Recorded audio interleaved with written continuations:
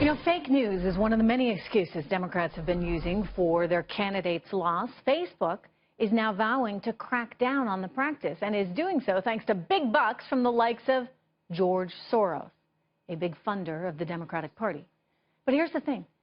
Fake news, actually in reality, it's not that big a deal.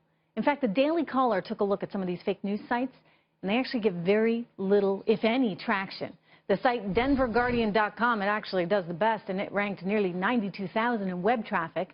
In other words, people go to 91,000 other sites before they go to this fake one. The Patriot News Agency, another one that's fake, it ranks nearly 185,000 and has a total of 113 likes, a whopping 113 on Facebook. There's one called msnbc.com.co.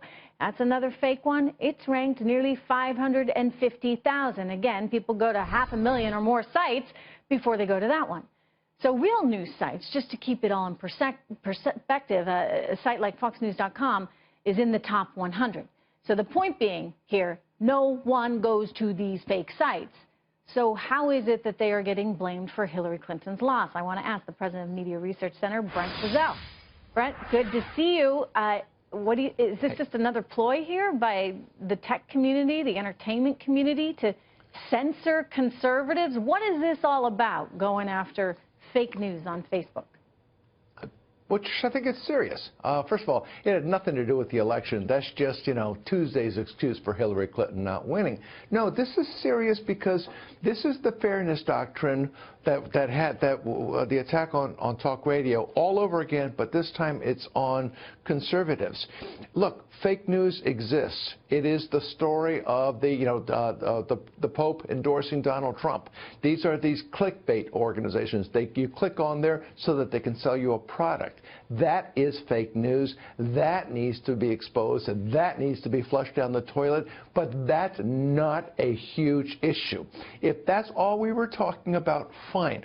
What they are talking about is going after conservative organizations and conservative thought because it's quote-unquote fake news. You're already seeing reporters doing this. MSNBC tried it this morning on me. You now have left-wing organizations influencing the advertising community with some of these fact-checking organizations. They have put Breitbart on the list. They have put my organization, Newsbusters, on the list. So this is censorship. This is serious business, and these left-wingers need to be exposed. I hate to say it, this goes all the way up to President Obama, who's been using this language. Yeah, they've been talking about this fake news there in the White House, and they've been citing it as well as being such a problem.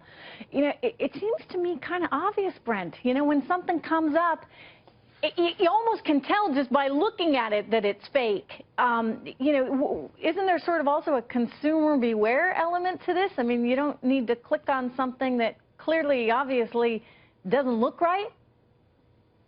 If that's what fake news was, then George Soros wouldn't be putting money into it. That's exactly the pointers. That is not what they're after. They're after conservative organizations and labeling it fake news.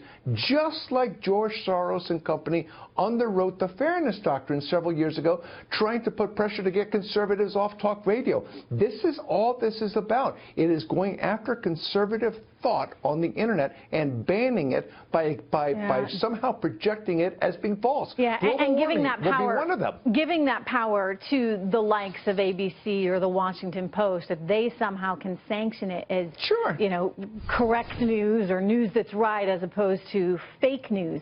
So a lot of concerns about this. And this goes right to you. Well, hey, look, I've seen it. I've seen Fox News. I've seen it. In fact, one of our guests, Jan Morgan, who's been a frequent visitor of this program, she posted a video, Brent, in which she was talking about how she did not want to see an increase in Syrian refugees coming to this country.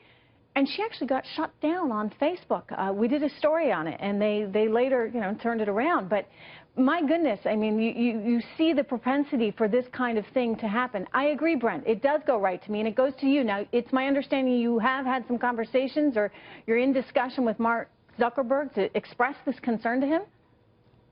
Yes, I have been. And look, people have accused me of being too, deferential to him, but I don't think I am being. I think that he has expressed an interest at the top at Facebook to go after fake news, not to go after policy, and he he told me he has been absolutely insistent on this. I take him for his word, but if we see Facebook do this, then we're going to have something to say big time. Yeah, and certainly those eyebrows get raised when you see the likes of George Soros in there. Anyway, good to see you, Brent. As always, thank you so much, sir.